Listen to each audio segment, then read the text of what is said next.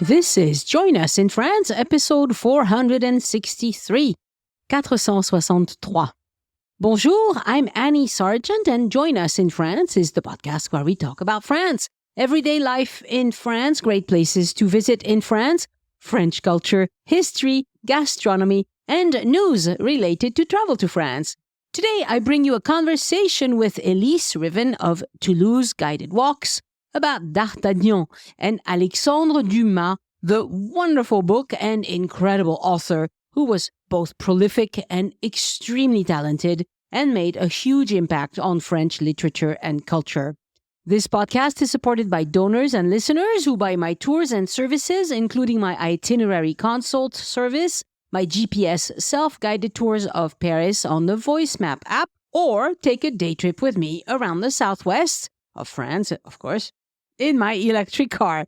You can browse all of that at my boutique, joinusinfrance.com/boutique.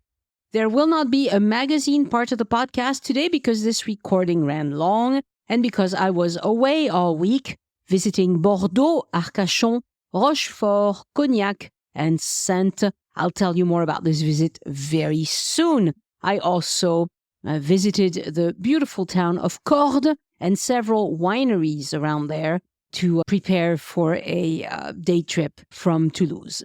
But I do want to send my thanks and a shout out to one new patron, Teresa. To join the community of Francophiles and podcast supporters, go to patreon.com/join us, Patreon, join us, no spaces or dashes. And to support Elyse, go to patreon.com/Elyse Art, ELYSART. My thanks to podcast editors Anne and Christian Codovan, who produced the transcripts for this podcast. Next week on the podcast, an episode with Robin and Raymond, the couple who is in love with the French Alps and great active adventures.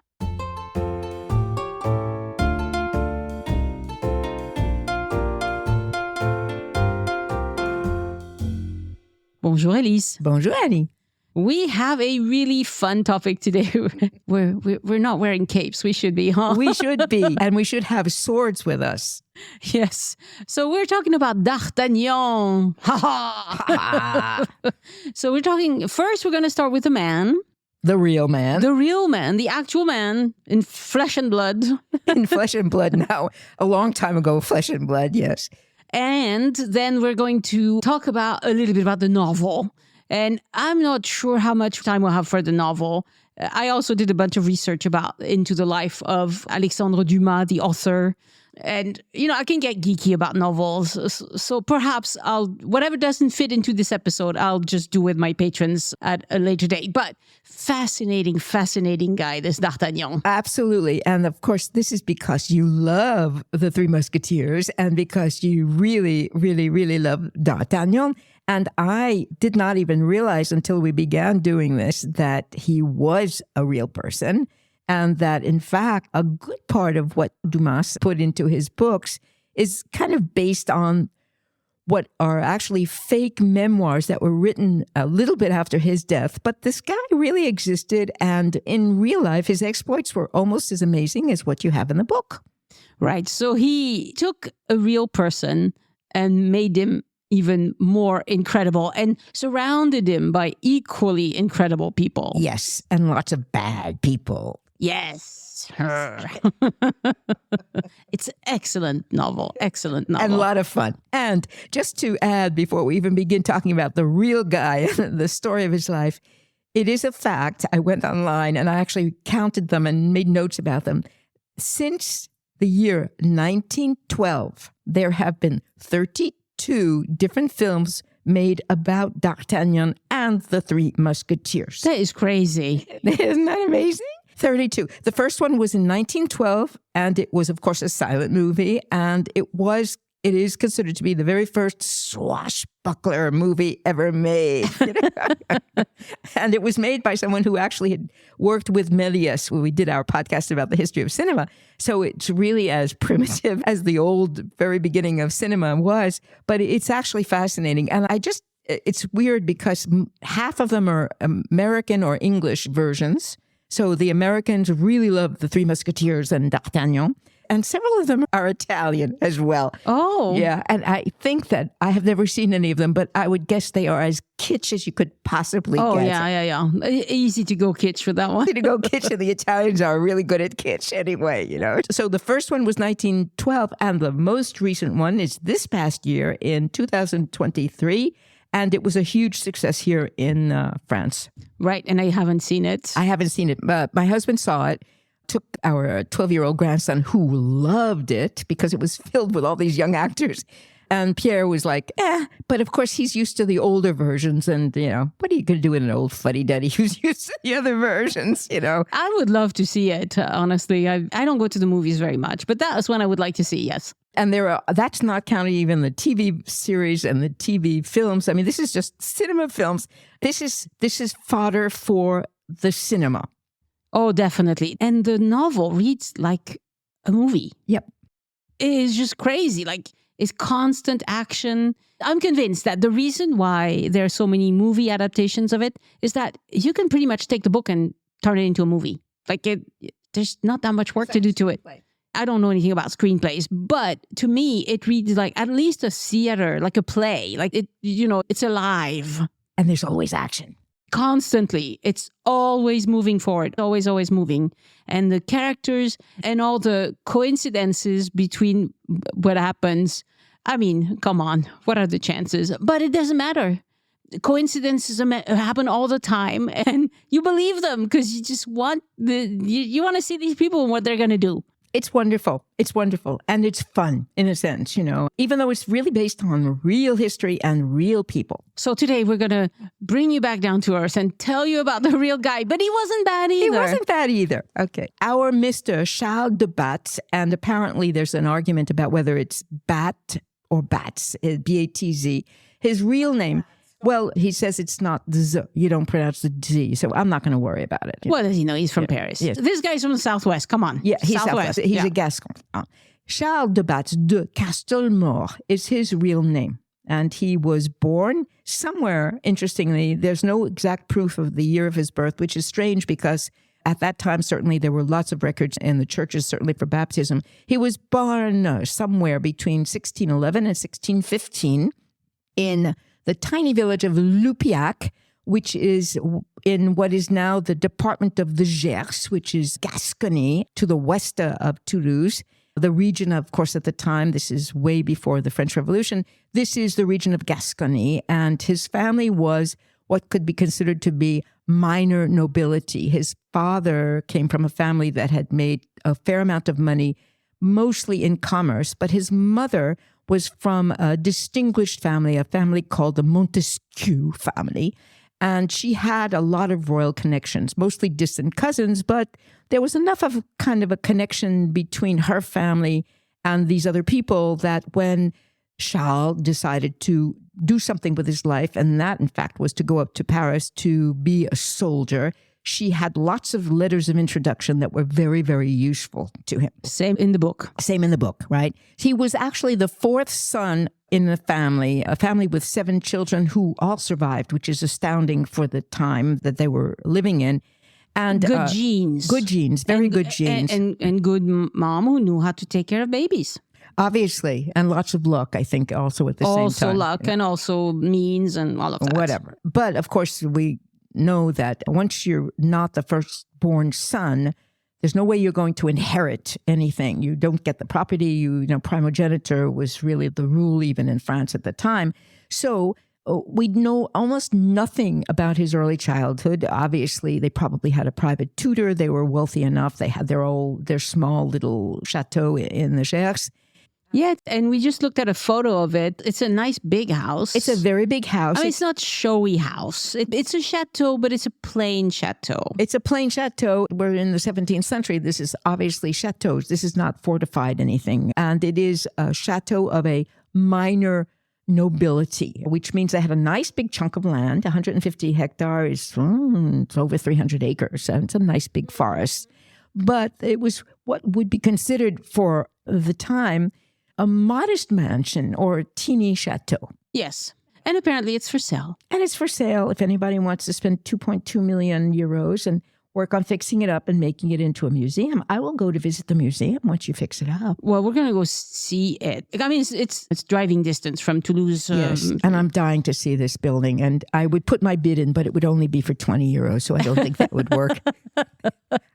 Have to multiply that, but lots of zeros to get this going off the ground. So Charles basically, I'm sure, like his brothers and his sisters, had a private tutor. And then somewhere around the year 1630, it's interesting that the beginning of his life, the dates are a little bit vague, strangely enough, because later on, the dates are very, very clear and very, very definitive.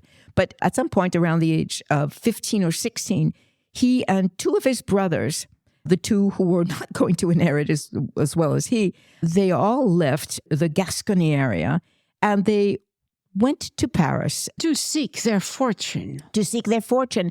And to seek their fortune in a very specific way, because this is an interesting story. Some of you might remember that there was one good king in France named Henry IV, who was indeed from Gascony, from the region in the Pyrenees in the southwest of France. And under his realm, he created a company of soldiers that would be the private soldiers of the king. And they were the specific soldiers that would defend the king and escort the king outside of the palace, not inside the palace. Those were guards, basically. But they were known as the corps d'armes, or the body of the company of the king. And from Henry IV on, it became the tradition that these soldiers would be from Gascony. Mm-hmm. Yeah. So he went up to Paris with his brothers with some letters of introduction. A couple of them were relatively important people, with the intention of enrolling in the king's army, basically, the king's private company. Right.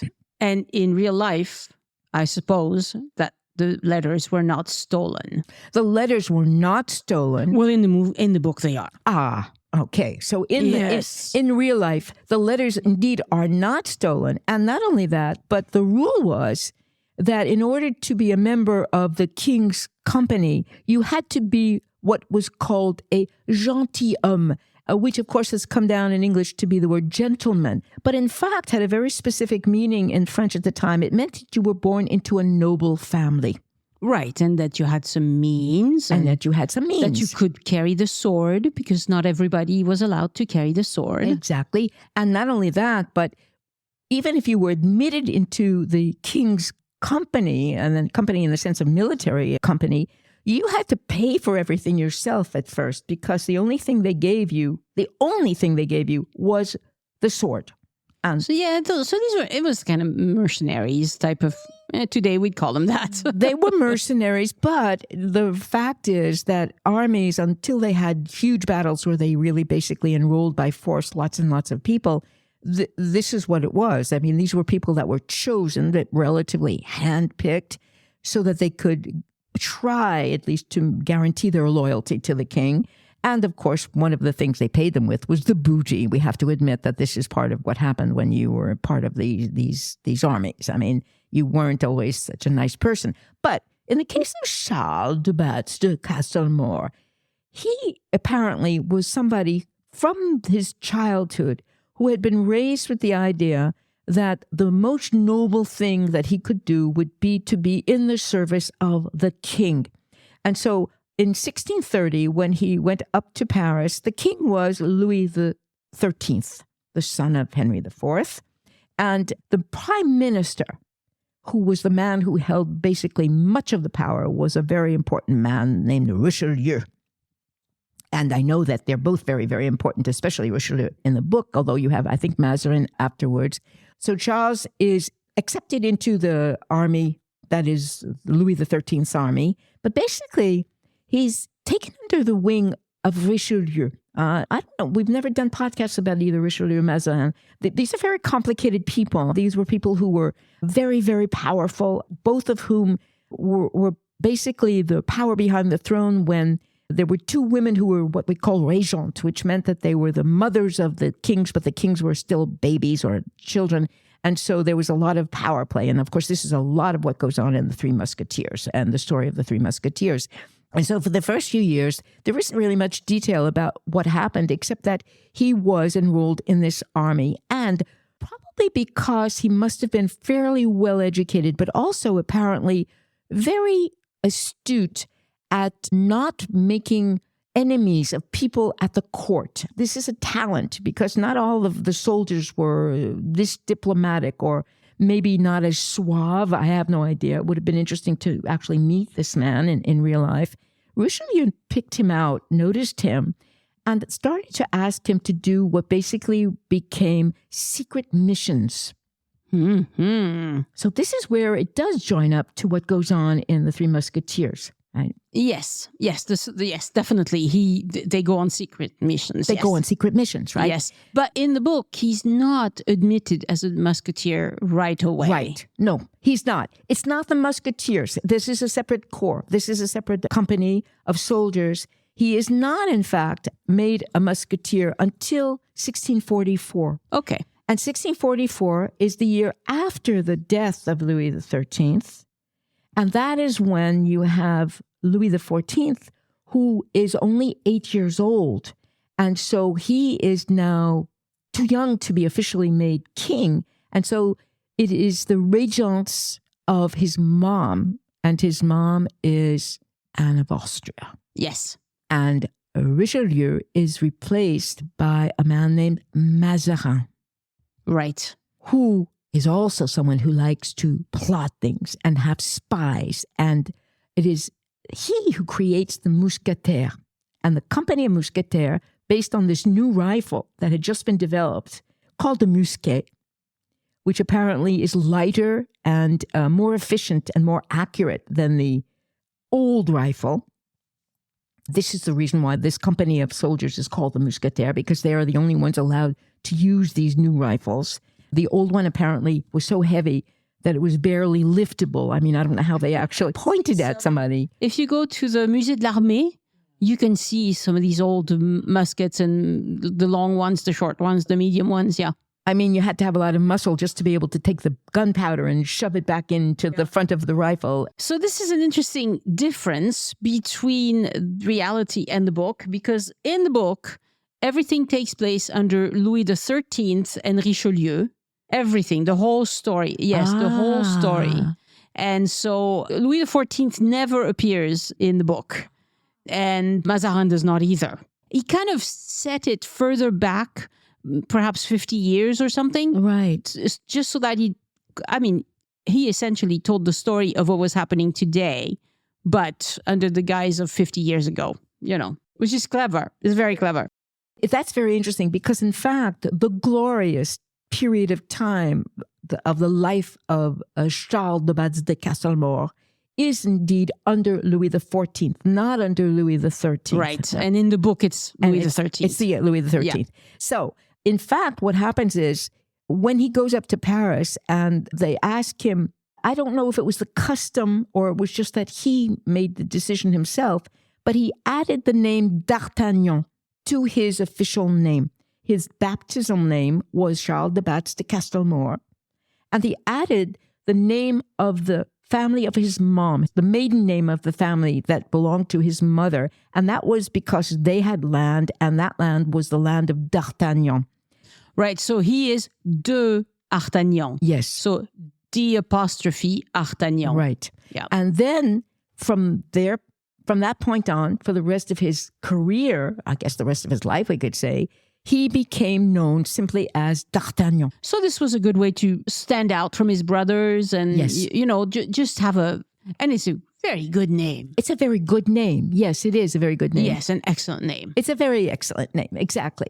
And so this is what's so fascinating about him. Without knowing that much about his personal life at this point, he is not only an excellent soldier who develops an extremely important reputation as being brave and also being very loyal to the throne because he changes kings basically from Louis XIII to Louis XIV, but he's also suave, and so he makes lots of friends. He doesn't seem to have rubbed anybody the wrong way until almost the very end of his life. And so he rises in the ranks of the people who are in the court. basically. So this is funny because in the book, he actually rubs a lot of people the wrong way. He actually goes looking for fights. Because that's how he proves his valor. Yes. So apparently in real life, he didn't do this. No, in fact, in real life, he proves his valor by doing all these secret missions. And so what happens is that, but Mazarin, who is the one who creates the Mousquetaires, he's also the one several years later, for other reasons, I'm not sure exactly why. I really could not find exactly why. I'm sure if I delved further into his life, he decided to disband the Mousquetaires. And at this point, D'Artagnan is taken on by the court as part of the private company that accompanies the king in all of his movements outside of the chateaus. He's not part of the inside garde du corps. He's part of the group that accompanies the king everywhere. And so if you can imagine, in 1650, the king is just about, 13, 14 years old. And D'Artagnan is about 20 years older. And he develops a friendship with the king.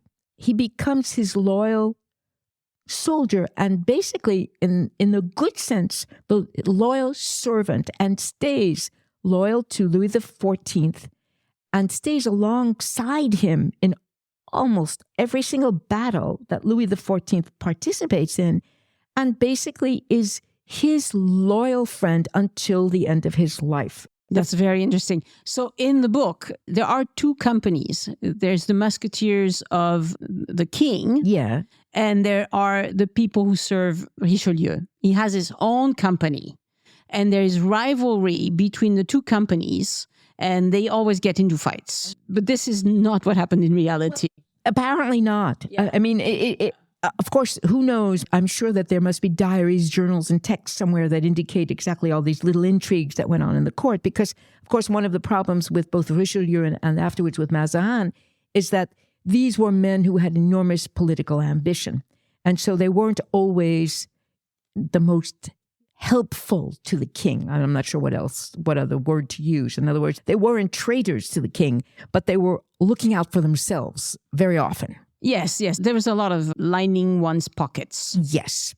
Lining one's pockets is basically a lot of what did happen indeed. And so what happened was that D'Artagnan in 1654 was actually wounded in a battle, but for his valor, he was promoted by the king to be captain of the guards, which is apparently extremely prestigious. The military ranks were very different at the time because a lieutenant, which is now, if you think about the ranks in the army, is not relative, it's a lower officer.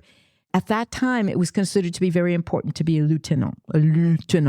And a captain was very, very high up. And in fact, after that, the only grade you get is king.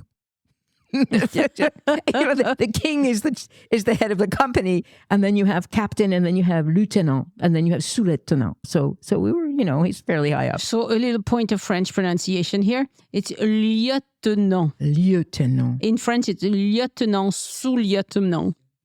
But in English, you spell it the same, but you say it wrong. Yes, sorry. We say it wrong for French. We say it right for English. That's the biggest problem. And then in 1657, Louis XIV, perhaps with the encouragement of D'Artagnan, we really don't know, he recreates the company of the Musketeers.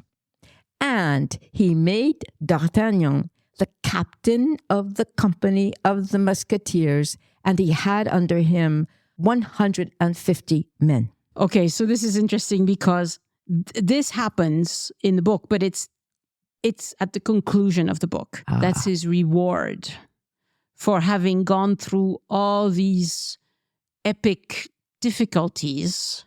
He is then rewarded with becoming the captain. And because I'm 6 minutes away from the end of the audiobook, and I don't remember if he accepts it or not, I think he turns it down. He turns it down? Yes, I think he gives it to a better man than himself. Oh, my goodness. Why would he do that? Because he's a man of honor. But in real life, he actually was a man of honor. Yes, but in the book, I don't know. I have to finish it. Yes, I don't remember. So I have read this book several times, but I always forget the details of the plot because it's complicated. All right. So here we have D'Artagnan, who in fact has become actually a very close friend of the king's. I mean, beyond just being loyal to the king and being one of his most important soldiers, he really is his friend. And Louis XIV actually confides in him and actually asks him for advice about military things. I mean, I'm not sure if he asked him for advice about anything else. We don't know really very much about that other part of their lives, or specifically about D'Artagnan's life. But when he wasn't in battle, he was at the court. He was by the side of Louis XIV, and he's always there whenever Louis XIV needs some advice about something that relates to the enemy, something that relates to military things. And so this is another big difference with the book. In the book, he is not a confidant of the king. He is an admirer and a servant, but they never, I mean, the king sends him letters, commissions him to do things, but there is no personal relationship between the two. He's just in the service of, and just like utterly dedicated to the service of the king and of the country. Which is true. Yes, this is true. But in the book, he's constantly moving and serving and doing missions. He's never at the court sitting around and talking to the king. Well, No. It turns out that actually he was at the court. Whenever he wasn't in battle, he was indeed at the court. And this is interesting because in 1659, at probably around the age of 40, because again, nobody knows exactly when he was born, he decides to get married. He's been, he's a soldier. I'm sure he had nice ladies along the way, whatever, and especially at the court. Apparently he had a great success at the court. But he decides to get married, and he marries a young widow. She's not that young. She's not a 15, 16-year-old. She's actually in her early 30s, has not had any children. She's rich. They meet at the court. They're introduced by mutual acquaintances or friends at the court, and they decide to get married. And they draw up a marriage contract because she has a huge amount of money and lots of land. And obviously, since she's a widow, she has decided maybe she doesn't trust men very much. But in any event, she makes it clear that if they're going to get married, she wants a marriage contract, which apparently was really done certainly among the aristocrats, not necessarily among poor people. Right, because back then, once a woman was a widow, she actually owned her stuff. She owned her stuff. Until she was a widow, she did not. Right. So it was very different. The mentality was like, as the daughter of someone, you owned nothing. As the wife of someone, you owned nothing. You couldn't make your own decisions. But as a widow, all of a sudden, it's your money and you can do whatever you want with it. You can start a business. You can do whatever you want with it. So that's why she protected that. And she did indeed. And so they get married in 1659. In 1660 and in 1661, she gave birth to sons, one and then another. Okay. 1, 2, 3, like that. Good for them. And in 1662, they separated. And she was the one who asked for the separation. Well, And she said that she was tired of him, number one, not being around because he was either fighting off somewhere or he was hanging out at the court. And probably having affairs. And number two, he was a ladies' man. Right? Yeah. So they apparently made an agreement to legally separate. And she simply packed up her bags because she had moved in with him. He had a beautiful private mansion on the Rue de Bac in Paris. And she went back to her lands in Burgundy and took the children with her. But because of his affiliation and the real friendship that the king had, Louis XIV became godfather of one of his two sons, and he made his sister godmother of the other son. That's impressive. So they had court protection for their entire lives. Wow, that's impressive. Again, in the book, it's very different. In the book, he does not marry because, I mean, he's the hero. Everybody's in love with him. If the hero's already married, what's the point? What's the point? Really, you're absolutely right. What's the point? Right, he has to be available, right? Right. So he is not married, but he has a love interest who is the young Constance, who is married to a much older man who is not very nice to her. Which is typical of the aristocrats, basically. So he's utterly in love with Constance, and she is she's a seamstress for the queen. And so she has the ear of the queen. So the queen sends Constance on missions, and then D'Artagnan will do the actual deeds, okay? But he is never married, and sadly, he doesn't get to marry Constance. Oh, I'm so sorry to hear that. Because she's killed by the evil one. Oh my gosh. Okay. Yeah. Oh, well, in real life, it really wasn't that bad. Oh, good. I mean, if their real life was like the novel, I'm like, oh, geez. No, he had his kids. He got his kids in there. He managed to get 2 heirs to his fortune, which he was starting to accumulate. And he went on his apparently merry way between the battles and the court, Well, she went to Burgundy. That's not so bad. It's not so bad. Yeah. So this is there's a major turning point at this point, because 1661 is when his second son is born, and 1662 is when his wife basically leaves Paris, and I don't know if he actually ever sees her again. I have no idea. But in 1661, Louis XIV discovered that his superintendent of finances, a man named Nicolas Fouquet, Oh, I've heard of him. who had just built an enormous, magnificent chateau called Vaudevant, which is on the outskirts of Paris. The king, Louis XIV, discovered in several different ways, partly by being invited to this man's house. He was rather stupid, Fouquet, because he needed to show off in front of the king. But what happened was the king discovered that this man, who was indeed in charge of the finances, was richer than he was, because he had spent years skimming off money. How dare he? That was going to the king. And because he was doing this illegally, and because the king could not have somebody else be richer than he was and more powerful, because Fouquet along the way managed to have lots and lots of influence on lots of people, the king decided to arrest him and bring him up on charges basically of what we would consider to be what? Embezzling, basically. Yes. He was arrested for being an embezzler. And he asked D'Artagnan, who turns out to be the man he actually trusted more than anybody else at the court. He asked him to be the one to arrest him. Now, D'Artagnan knew Fouquet. They hung out together, if you want to call it that, at the court. I don't know how close they were as friends, but Louis XIV had such faith in the incorruptibility of D'Artagnan, because Fouquet was able to basically buy almost anybody that he came into contact with, that the king asked him to be the one not only to physically arrest him, but to escort him to prison. And he gave him the task, which D'Artagnan probably did not really appreciate, but did because he was so loyal to the king, of being his private prisoner guard. And he stayed guard of Fouquet once he was in prison. He was transferred from one prison to another. The trial, he was put on trial, lasted for almost 2 years until he was finally sentenced and he was convicted. And when he was convicted, he was sentenced to banishment, and he was sent actually to a fortified castle prison in the north of Italy. And so for a period of 3 years, D'Artagnan spent his entire time being the private prisoner guard of Fouquet. Wow. So he was in Italy. He was in Italy. He actually took him to Italy and left him there. And that was when his job as Fouquet's jailer ended. But it's also at that point that he asked Louis XIV to relieve him of this job, because what he wanted to do clearly was get back to action. He wanted to go back to battle. He knew that this was an honor, that Louis XIV trusted him this much, because Fouquet was so capable of corrupting everybody around him with his money and his influence.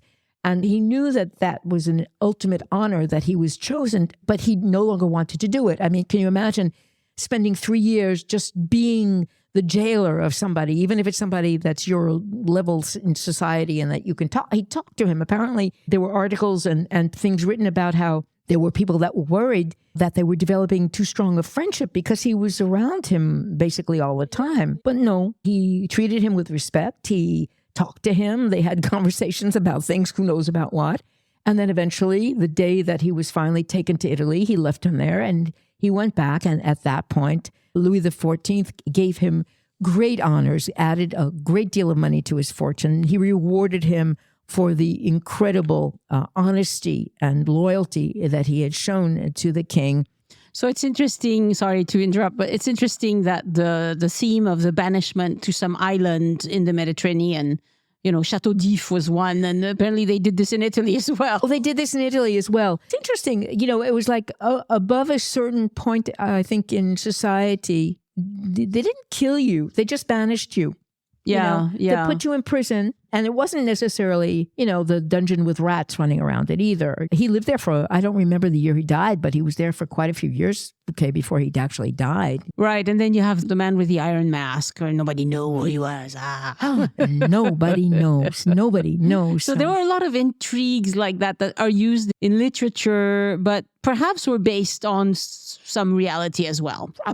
Probably. Yeah, somebody that got moved around with some sort of iron mask. Exactly. But didn't necessarily have to wear it all the time. Who knows? Hopefully not, right? That would be dreadful. So between 1665 and 1670, D'Artagnan returned to battle. And Louis XIV was constantly, making war in different parts of the world. He was making war with his cousins in Spain. He was making war with England. He was making war, and eventually with the Pays-Bas, with Netherlands, the Protestant countries to the north, who were really, really causing a great problem because, of course, they were fighting over the northern territories of what is now Belgium and France. And this was one of the areas where Louis XIV apparently never wanted to give in and give up, so they were constantly going back and fighting in this area of what is now really around the area around Lille. And in 1670, now D'Artagnan by this time is, if you assume that even he was born in 1620, he's 50. So this is starting to be old for a soldier, in those days. The king, thinking that this is going to be the ultimate reward for him, makes him governor of the region around Lille.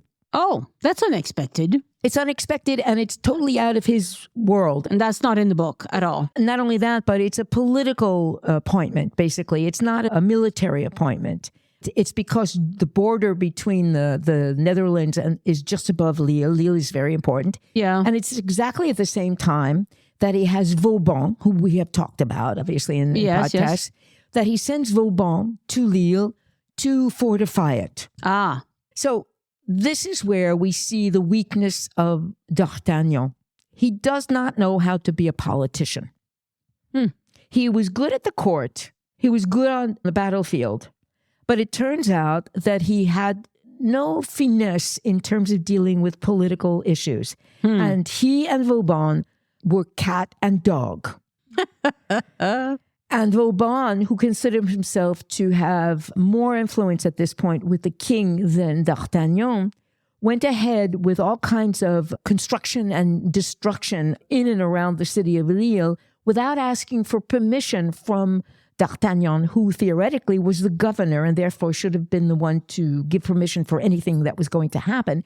And so for the period of a year and a half that he was governor of this area, Vauban and D'Artagnan spent all their time fighting with each other and getting on each other's nerves and creating problems that obviously interfered with whatever the work was that was supposed to be done, at this time. So if this was in the novel, which it wasn't, but if it had been in the novel, you could see Vauban and D'Artagnan at a duel. Exactly. Yeah, fighting a duel and just deciding to kill one another. Well, it's really fascinating because it's really interesting when you think about this. Louis XIV considered both of them to be so important to him, both professionally and personally, that he decided that he had to come in between the two of them to stop whatever was going on and realize the bickering. And apparently it was really keeping Vauban from doing his work because there really was a lot of tension between the two of them. And so obviously Louis XIV must have realized that that was not the best decision that he had ever made, even though it brought lots of riches to D'Artagnan to make him governor, that this was not his thing, So he relieved D'Artagnan of his position as governor of the region around Lille.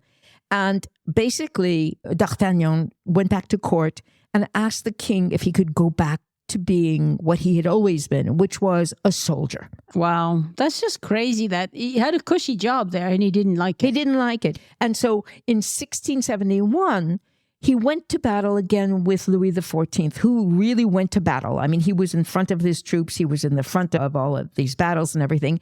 And they went and attacked what they called the Orange Counties, the Netherlands, which was their arch enemy at this point.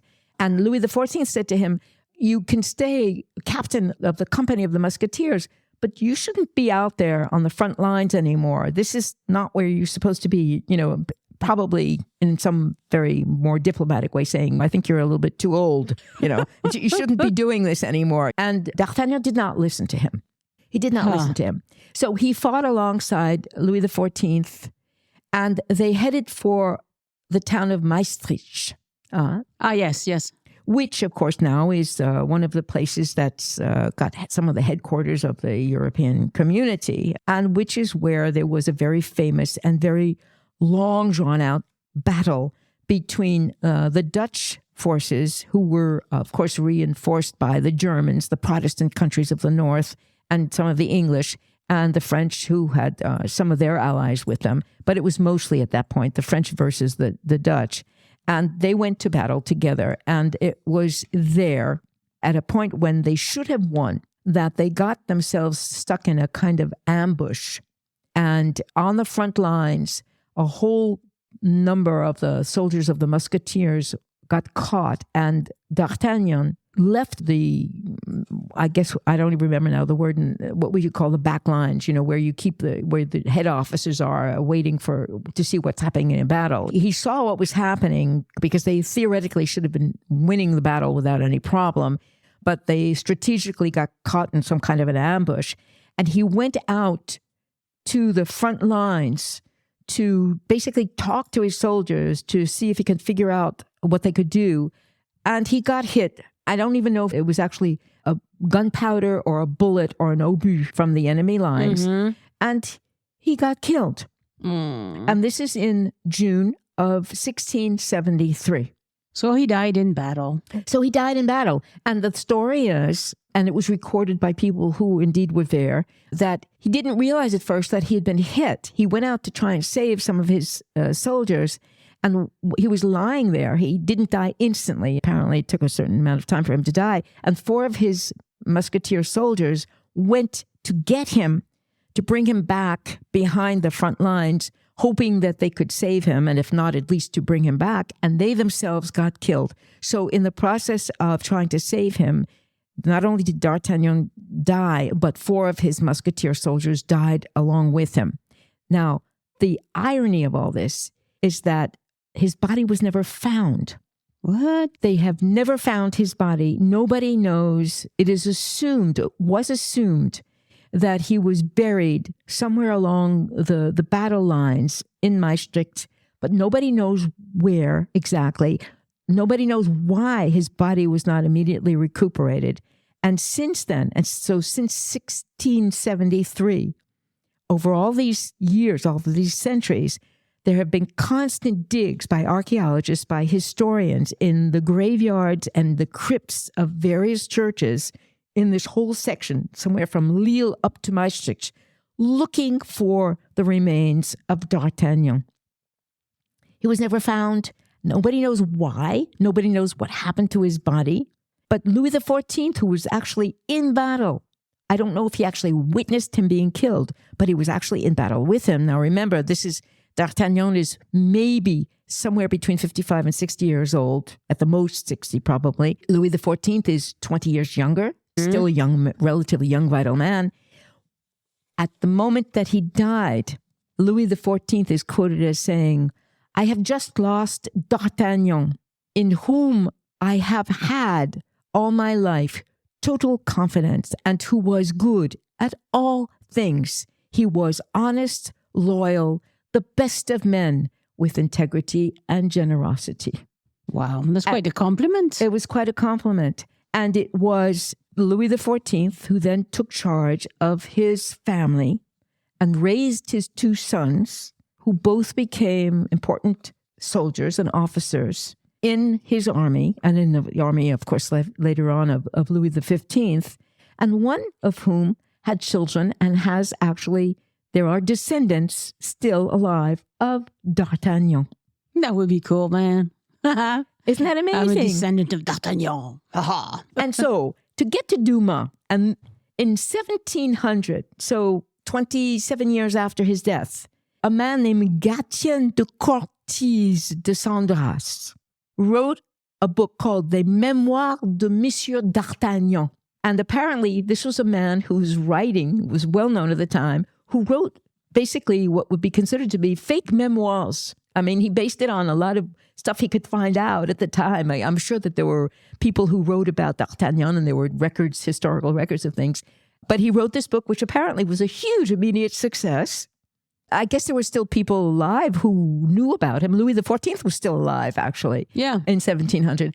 And it was this book, the memoirs that he wrote, that were used by Dumas for writing his books. Right. So this, we're going to end on this because we don't have that much more time. But the Les Trois Musketeers was published in France as a serial work in the newspaper Le Siècle between March and July of 1844. Now, serialization was a really popular thing to do. Yeah. Victor Hugo did it, Dickens did it, and they were all contemporaries, these authors, because it allowed a story to gain popularity. You know, because you read this bit of the story in a newspaper and you're like, oh, where is this going next? And with the writing of Dumas, obviously, you wanted to know what was going to happen next because it was so vivid, full of fantastic happenings and suspense. Yes, definitely a lot of suspense. The book was then published as a book a year later after the end of the serialized run. And like you mentioned, this book was based on a novel, a novel, a biography of sorts by Gatien de Cortise de Sandras. And story has it that Alexandre Dumas found this book in the Bibliothèque de France, read it. And I mean, good authors are always reading and looking for inspiration and good stories, right? He greatly expanded on the story. He turned it into something truly remarkable. I mean, the story of his real life is remarkable enough, but the story in the book is like, oh, wow. He's a superhero. He's a superhero. He never, it never ends. So we know that Dumas collaborated with Auguste Maquet, who was a writer and historian who helped with the research and the initial, kind of figuring out who this guy was and where we're going to take the story. It's obvious that Maquet had some role in the novel, but he's not recognized anywhere. He helped Dumas flesh out the story and so forth. But we don't know to what extent, who did what writing. At any rate, the novel was a sensation in France from the beginning. It gained international acclaim. The characters D'Artagnan, Athos, Porthos, et Aramis. And, the themes of friendship, honor, political intrigue. It's made it one of the most widely read and adapted works in literature as well as movies. And there's been multiple sequels, stage adaptation, films. 32. 32, okay. So a lot of movies, So it testifies to the fact that this story has had a lasting impact. And I find it fantastic that it all happened right here in the southwest of France. Well, most of the story does not take place in the southwest of France, but we remember him fondly. So there are statues. Right. In Condom, which is one of the towns in Gers, there are statues in Auch. There are statues in a lot of places. And I tried to find out if there were how many cities or towns in France had a D'Artagnan square or street, but there's no way of knowing. There's absolutely none. I think every place does. I'll look it up. But yes, the name is famous. And sometimes people spell it D-A-R without the apostrophe. But, I mean, it doesn't really matter. By now it's all linked. So a fantastic story. I will do a Patreon reward about the novel. I loved it. I started reading this book when I was a kid, obviously, and I've read it many times over the years, and it's equally entertaining. And there's so many twists and turns in the story that it's actually hard to keep track because so much happens. And you discover that so-and-so was actually somebody's husband or somebody, that like constant reveals of things that surprises that you weren't expecting. So I think it's one of the fun novels, and it's easy to read. This one, I mean, even in French, it's not a hard book to read, because what Dumas does is that, contrary to Victor Hugo, who spent an inordinate amount of words setting up the history and setting up the scene and all that. I mean, Hugo can write 100 pages just telling you the backstory of one of the major characters. Dumas does not do this. Dumas, I mean, there are some beautiful descriptions but it's very succinct. It's straight to the action. Exactly. It's just action constantly. Right. The point is that it keeps moving, right? So the point is not to, give you all the backdrop and all of that. Although he does it very effectively in just a few lines. So he's a masterful author and somebody who just knew how to put a damn good story together. He had good material.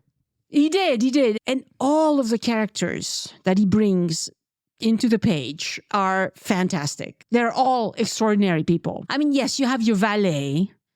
So it's the characters that appear in the novel, they're either really important and you can tell right away because they get introduced a little more, or it's just the valet, the nun, he has a whole cast of characters that are just stereotypical. Mm-hmm. But the ones that matter, they are extraordinary. They're unbelievable. They're so good or so evil. That's why I want to do the Patreon reward about this, because the evil part of the book, Milady, is a really interesting character as well. But we don't have time for this today. Thank you so much, Elyse. That was very fun. That was a lot of fun, Annie. Au revoir. Au revoir.